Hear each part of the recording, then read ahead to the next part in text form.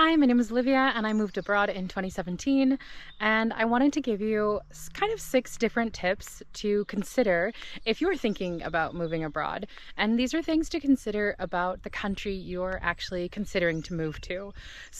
My first tip is kind of a big one, but stay to the last because the last one is also very big and can be kind of complex.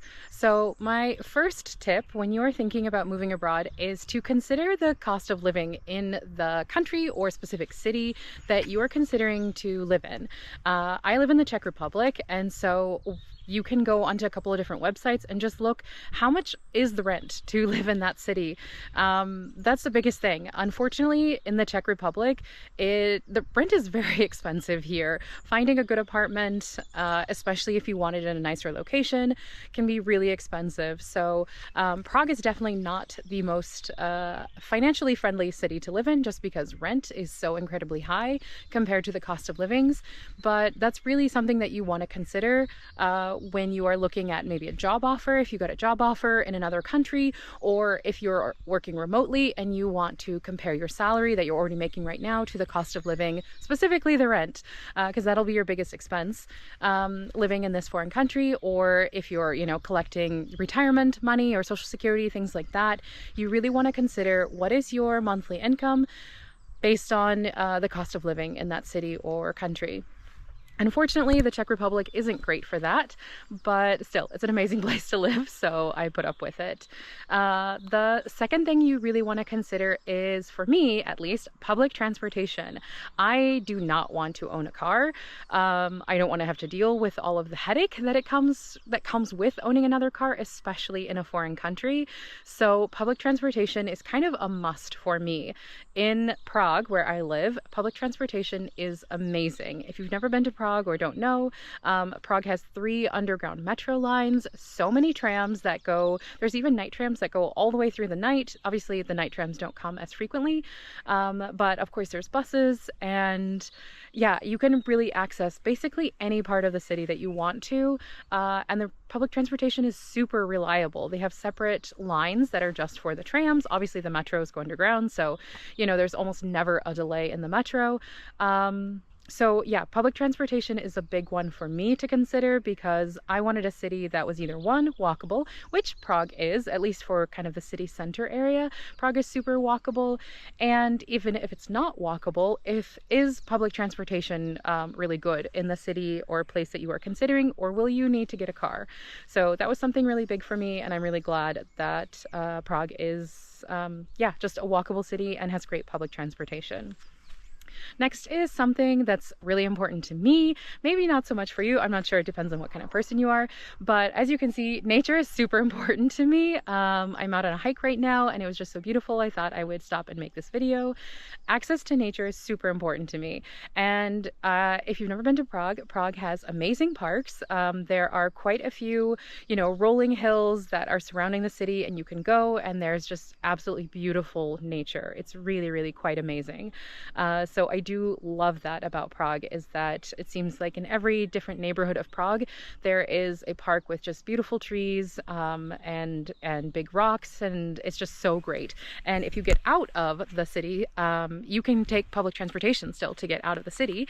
And you can explore the rest of the Czech Republic, which, as you can see, absolutely beautiful. So yeah, access to nature is super important to me, and if it is for you as well, I would consider that. I know other people have told me who have moved to Prague, what's really important to them is the ocean. So, if you grew up with the ocean and that's something super important to you, then you probably want to think about a place that has access to the ocean. I grew up in the mountains and forests and camping, so trees and parks and mountains are super important to me. So it's something to consider when you are moving abroad. This next one is not a fun one to talk about, but it's something that I want to share, especially for people of color. So racism. Other countries have racism, just like in the US. So unfortunately, you may not be able to avoid that, but you want to kind of do some research and figure out what are the issues for the country you are planning to move to, because nowhere is perfect. Me specifically, I lived in China for 2 years, and it wasn't the only reason, but one of the reasons why I decided to leave after 2 years is because of the racism that I experienced in China.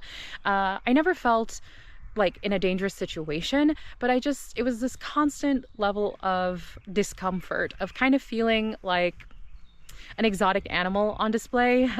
You know, the stares, the touches, the photographs, you know, all of these things, of course, were not asked. No one asked me permission to touch me or touch my hair. No one asked permission to take my photo. But yeah, every day it seemed like when you were out in public, just feeling like you're constantly on display, kind of like an exotic animal at the zoo. So just that low level of discomfort that you experience every single day was one of the reasons why I ended up leaving China. And actually in Kuwait, which is another area, another country where I lived, I really didn't feel the racism that badly in Kuwait. So that was something that I wasn't really expecting. I thought it might be a little bit worse than it was, but I had other issues. I think it wasn't due to race, but just due to the fact that I am a woman. So there were those issues, but that's not what this video is about. And here in the Czech Republic, racism isn't as obvious as it was in China, I guess, but it's still there. I remember when I first came here, I had a friend who told me that if older people are mean to me, don't worry. It's not because they don't like black people. It's because they think you are Roma. So yeah, racism exists everywhere. You've got your own brand of racism, probably in every country. And yeah, do a little research and figure out what it's like in the country you are considering moving abroad to, and decide if that's something that you can handle or don't want to deal with, and yeah, make your decision accordingly. So, not pleasant, but it's something you should think about. One thing I'm not really going to talk about is specifically for families. I moved as a single woman, so I don't have a lot of experience with things that are family related. For example, like finding good schools or living in, I don't know, child-friendly neighborhoods, things like that is not something that I have experience with, so I'm not going to advise you on that. But one thing that I do have experience with, and like I said, this last one is super big. There are a million other things I'm sure that I could think of to talk to you about thinking for the country, but these were kind of like the big things that really jumped out to me that I think everyone should research definitely before they decide to go for it and pick, you know, their new home country. And this last one is healthcare. So you need to decide, obviously, what type of healthcare you're going to be getting. Are you, working remotely for a U.S. company, and your U.S. company provides maybe only healthcare in the US, so you're going to have to find international healthcare? Or are you getting a job in your new home country, or your new, country that you're moving to, and your employer is going to provide health insurance? There's lots of different ways of getting your health insurance, but the actual healthcare that is provided in the country where you are going to be living is very important. Knowing what access you have to doctors and to hospitals, especially English-speaking staff at these hospitals, can be really important for your healthcare, for you to be able to communicate what's wrong with you and what you need. So yeah, my experiences have been kind of mixed. I currently obviously live in the Czech Republic, in Prague, and healthcare, there's universal healthcare, so it comes partially out of my paycheck. My employer pays the rest, and I've been very lucky. My doctor's office is amazing. There's a rotation of doctors that I see, but all of them have been really, really great. Everyone speaks English, and I have had no problems whatsoever. In fact, I have absolutely loved my doctor's office, I think more than any other doctor that I've had in my past. So, and it's free. I don't pay anything when I go see my doctor. The majority of my medication is also extremely affordable or free.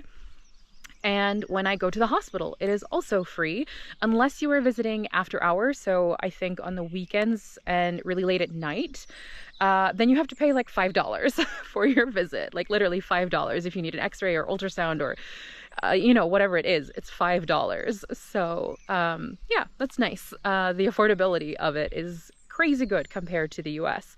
However, my experience with the staff outside of my doctor's office has been not great, I will say. I mean, I've had some experience with healthcare providers that has been okay, and I haven't had any problems with, but I have also had experiences where it was horrible. And you know, the people who I needed to, you know, to check me in, the receptionists or nurses didn't speak any English and were very rude. So, you know, these are kind of things that you want to consider when you're moving abroad. Obviously, how much of the language, of the native language you speak is going to influence your experience there.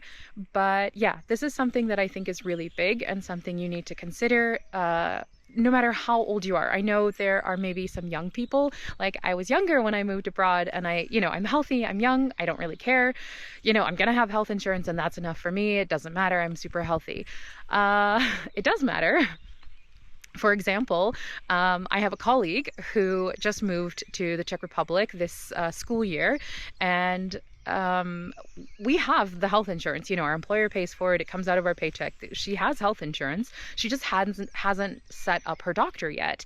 And in the Czech Republic, they have something interesting. You can have unlimited sick leave. You can have as much sick leave as your doctor wants to prescribe you. But the only thing is, you cannot take a sick day just because you decide you're sick.